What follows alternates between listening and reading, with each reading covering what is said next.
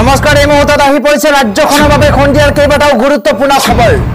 অসমৰ লগতে ভাৰতৰ বিভিন্ন প্ৰান্তৰ পৰা খণ্ডিয়াৰ বহুকেইটা খবৰ একেলগে যুগুতোৱা হৈছে এই মুহূৰ্তত জনাই আছো এটা গুৰুত্বপূৰ্ণ খবৰ কাইলৈ ঘোষণা কৰা নহয় উচ্চতৰ মাধ্যমিক পৰীক্ষাৰ ফলাফল একাংশ দুষ্ট চক্ৰই এনে ধৰণৰ অপপ্ৰচাৰ চলোৱাৰ গুৰুতৰ অভিযোগ উত্থাপন হৈছে আজি বা কাইলৈ উচ্চতৰ মাধ্যমিক পৰীক্ষাৰ ফলাফল দিয়াৰ সম্ভাৱনা নাই অসম মাধ্যমিক শিক্ষা সংসদে ইতিমধ্যে স্পষ্ট কৰি দিছে এই কথা সংসদৰ সচিব পুলক পাটগিৰিয়ে জনাইছে এই কথা উচ্চতৰ মাধ্যমিক পৰীক্ষাৰ ফলাফলক লৈ একাংশ দুষ্ট চক্ৰই অপপ্ৰচাৰ চলোৱাৰ গুৰুতৰ অভিযোগ উত্থাপন হৈছে উচ্চতৰ মাধ্যমিকৰ ফলাফলক লৈ দুষ্ট চক্ৰই সামাজিক মাধ্যমত অপপ্ৰচাৰ চলাইছে কাইলৈ ঘোষণা কৰা হ'ব উচ্চতৰ মাধ্যমিক পৰীক্ষাৰ ফলাফল বুলি একাংশই অপপ্ৰচাৰ চলোৱাৰ অভিযোগ উত্থাপন হৈছে ফলাফলৰ ঘোষণাৰ বিভিন্ন দিন সম্বলিত অসংখ্য ভুৱা জাননী ইতিমধ্যে প্ৰকাশ কৰা হৈছে শিক্ষা সংসদৰ সূত্ৰৰ মতে তৃতীয় পৰ্যায়ৰ ভোটৰ পাছতেই সম্ভাৱনা আছে উচ্চতৰ মাধ্যমিকৰ ফলাফলৰ 5 মেত নিটৰ পৰীক্ষাৰ বাবে এই দুদিনত ফলাফল ঘোষণা হোৱাৰ কোনো সম্ভাৱনা নাই অসম উচ্চতৰ মাধ্যমিক শিক্ষা সংসদৰ অধ্যক্ষ ৰুক্ন গোহাই তৰফৰ পৰা এই মন্তব্য কৰা হৈছে পৰৱৰ্তী খবৰ এবাৰ অখিল গগৈয়ে কেতবোৰ বিস্ফোৰক মন্তব্য কৰিছে মুখ্যমন্ত্ৰী ডক্টৰ হিমন্ত বিশ্ব শৰ্মালৈ কেতবোৰ বিস্ফোৰক মন্তব্য কৰিছে অখিল গগৈয়ে কয় যে ধুবুৰী বৰপেটাৰ মুছলমানক লৈ এসময়ত বাংলাদেশী বুলি কৈছিল হিমন্ত বিশ্ব শৰ্মাই এতিয়া কিয় ভোটৰ লোভত ধুবুৰী বৰপেটালৈ আহিছে হিমন্ত বিশ্ব শৰ্মা গৰজি উঠিছে এবাৰ বিধায়ক অখিল গগৈ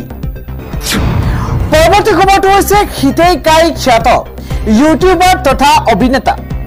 দীপজ্যোতি ডেকাক মঙ্গলদৈত দুষ্কৃতিকাৰীয়ে আক্ৰমণ কৰিছে আহত দীপজ্যোতি ডেকাক ইতিমধ্যে চিকিৎসালয়ত ভৰ্তি কৰোৱা হৈছে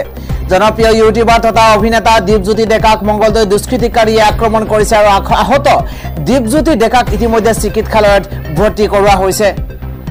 পৰৱৰ্তী খবৰটো হৈছে ঘিলামৰাত প্ৰচণ্ড শিলাবৃষ্টি হৈছে বিস্তৰ ক্ষতিসাধন হৈছে ঘিলামৰাত এয়া দৃশ্যাংশ দেখিলে আপোনালোকে অনুমান কৰিব পাৰিব কিদৰে শিলাবৃষ্টি হৈছে ঘৰৰ টিনপাত পৰ্যন্ত ফুটিছে এয়া আপোনালোকে দৃশ্যাংশ দেখিছে এইদৰে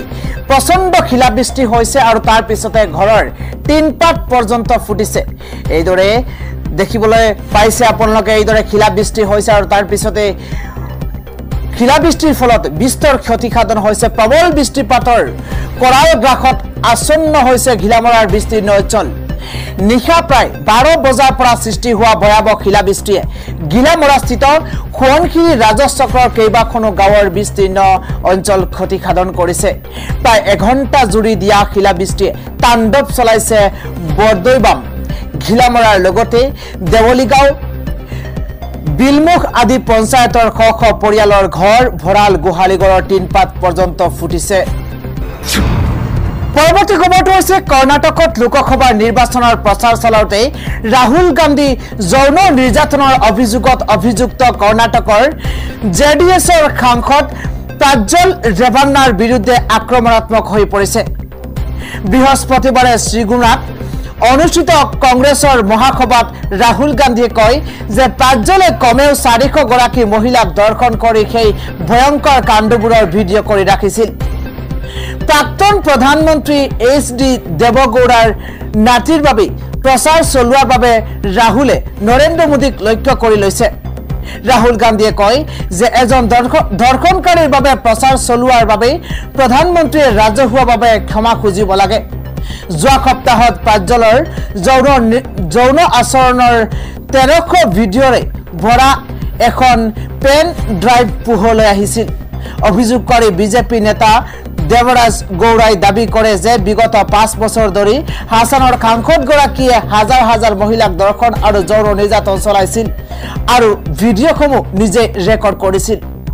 দেৱৰাজে অভিযোগ কৰে যে তেওঁৰ পিতৃ ৰেবন্নায়ো প্ৰাজ্জলক সমৰ্থন কৰিছিল প্ৰসংগক্ৰমে কৰ্ণাটকত এতিয়া জেডিএছৰ বিজেপিৰ মিত্ৰ ফলত কংগ্ৰেছে পদ্ম শিবিৰৰ লগতে দেৱগৌড়া পৰিয়ালকো লক্ষ্য কৰি লৈছে বুধবাৰে কংগ্ৰেছ নেত্ৰী প্ৰিয়ংকা গান্ধীয়ে অভিযোগ কৰে যে প্ৰধানমন্ত্ৰী নৰেন্দ্ৰ মোদী চৰকাৰে প্ৰজ্জলক বহিৰাষ্ট্ৰলৈ পলায়ন কৰিবলৈ অনুমতি দিছিল আন এটা খবৰ হৈছে নিৰ্বাচন আয়োগৰ নাকৰ তলতেই বিধি উলংঘা কৰিছে এবাৰ বিজেপিয়ে। কামৰূপতো বিজেপি কৰ্মীয়ে বিলাই ফুৰিছে অৰুণোদয়ৰ ফৰ্ম। প্ৰথম আৰু দ্বিতীয় পৰ্যায়ৰ লোকসভাৰ নিৰ্বাচনৰ ভোট গ্ৰহণৰ সময়ত বিধি উলংঘা কৰাৰ দৰে তৃতীয় পৰ্যায়তো নিৰ্বাচনী বিধি ধোঁৱাচাঙত তুলিছে ভাৰতীয় জনতা পাৰ্টিয়ে।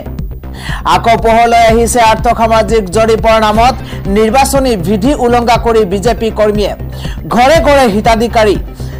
আঁচনিৰ ফৰ্ম বিলাই ফুৰাৰ ঘটনা। কামৰূপ জিলাৰ বকু ৰাজচক্ৰৰ অন্তৰ্গত একাংশ গাঁৱত সংঘটিত হৈছে এই ঘটনা। নিৰ্বাচন শেষ হোৱাৰ পিছতে জমা দিবৰ বাবে বিজেপি নেতাকৰ্মীয়ে ঘৰে ঘৰে বিলাইছে আৰ্থসামাজিক জৰীপ প্ৰপত্ৰ বুলি উল্লেখ থকা 3খনকৈ ফৰ্ম। প্ৰথম ফৰ্মৰ শিৰোনাম হৈছে অৰুণোদয় আঁচনিৰ বাবে ভাৰতীয় জনতা পাৰ্টি অসম ৰাজ্যৰ অৰ্থনৈতিক জৰীপ নম্বৰ 1। দ্বিতীয়খন ফৰ্মতো প্ৰথম ফৰ্মৰ দৰে শিৰোনাম আছে আৰু ইয়াত প্ৰধানমন্ত্ৰী জীৱন জ্যোতি বীমা যোজনা আৰু প্ৰধানমন্ত্ৰী সুৰক্ষা বীমা যোজনাৰ কথা উল্লেখ কৰা হৈছে আৰু লগতে উল্লেখ আছে এইদৰে যে আপোনাৰ ৰেচন কাৰ্ড আপোনাৰ পৰিয়ালৰ বাবে এক অভেদ্য সুৰক্ষাৰ ডাল। তৃতীয়খন ফৰ্মত কোৱা হৈছে যে মিলিয়ন মইনা আঁচনিৰ কথা, য'ত উল্লেখ কৰা হৈছে যে বিজেপি নেতৃত্বাধীন চৰকাৰে নাৰী সমাজৰ উন্নতিৰ বাবে বিভিন্ন আঁচনি গ্ৰহণ কৰিছে। নামভৰ্তি আৰু মহিলাৰ শিক্ষাৰ বাবে 10ম শ্ৰেণীৰ পৰীক্ষাত উত্তীৰ্ণ হোৱা ছাত্ৰীৰ বাবে 10,000, উচ্চতৰ মাধ্যমিক উত্তীৰ্ণ হোৱা ছাত্ৰ ছাত্ৰীৰ বাবে 12,500 টকা আৰু স্নাতক উত্তীৰ্ণ হোৱা ছাত্ৰীৰ বাবে 25,000 টকাৰ এককালীন আৰ্থিক সাহায্য প্ৰদান কৰা হ'ব। উক্ত প্ৰপত্ৰসমূহত আছে বিজেপি দলৰ প্ৰতীক আৰু প্ৰধানমন্ত্ৰী নৰেন্দ্ৰ মোদী আৰু অসমৰ মুখ্যমন্ত্ৰী ডক্টৰ হিমন্ত বিশ্ব শৰ্মাৰ ছবি। উল্লেখযোগ্য যে ঘৰে ঘৰে গৈ এই প্ৰপত্ৰসমূহ বিজেপি কৰ্মীসকলে নিজেই পূৰণ কৰিছে। উক্ত ফৰ্মসমূহত হিতাধিকাৰীৰ নাম,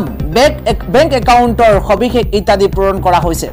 লগতে এই আঁচনিসমূহ ৰূপায়ণ কৰাৰ বাবেই পৰোক্ষ আৰু প্ৰত্যক্ষভাৱে ভোট বিচৰাৰ অভিযোগ উত্থাপন হৈছে। ইফালে বিজেপিৰ এই কৰ্মকাণ্ডৰ সম্পৰ্কে গুৱাহাটী লোকসভা সমষ্টিৰ কংগ্ৰেছ প্ৰাৰ্থী মীৰা বৰঠাকুৰ গোস্বামীয়ে কয় যে গাঁৱৰ মহিলাৰ মাজত এনে প্ৰপত্ৰ বিতৰণৰ মূল উদ্দেশ্য হৈছে নিৰ্বাচনৰ পূৰ্বে বিজেপিৰ সমৰ্থন লাভ কৰা।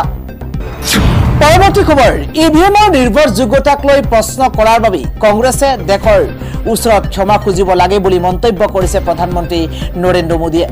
প্ৰধানমন্ত্ৰী নৰেন্দ্ৰ মোদীয়ে শনিবাৰে কয় যে কংগ্ৰেছে ইলেক্ট্ৰনিক ভোটিং মেচিন চমুকৈ ইভিএমৰ নিৰ্ভৰযোগ্যতাৰ ওপৰত প্ৰশ্ন উত্থাপন কৰাৰ বাবে দেশৰ ওচৰত ক্ষমা খুজিব লাগে। গোৱা অনুষ্ঠিত বিজেপিৰ এখন নিৰ্বাচনী সভাত প্ৰধানমন্ত্ৰী নৰেন্দ্ৰ মোদীয়ে লগতে কয় যে গোৱাত ভাৰতীয় জনতা পাৰ্টিয়ে কেন্দ্ৰীয় চৰকাৰৰ কল্যাণমূলক আঁচনিসমূহ 100% ৰূপায়ণ কৰি এক আৰ্হি দাঙি ধৰিছে। প্ৰধানমন্ত্ৰী নৰেন্দ্ৰ মোদীয়ে কয় যে কংগ্ৰেছে ইভিএমক লৈ মিছা কথা কৈছিল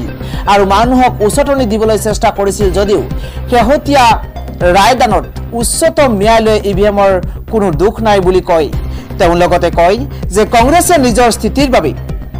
দেশৰ ওচৰত ক্ষমা খুজিব লাগে। তেওঁ লগতে কয় যে গোৱা চৰকাৰে কল্যাণমূলক আঁচনিসমূহ প্ৰতিজন ব্যক্তিৰ মাজলৈ লৈ গৈছে, যাৰ ফলত কৃষক, দৰিদ্ৰ, মাছমৰীয়া আৰু মহিলাসকল উপকৃত হৈছে। মোদী আপোনালোকৰ সপোন আৰু আকাংক্ষা পূৰণৰ বাবে জীয়াই আছে।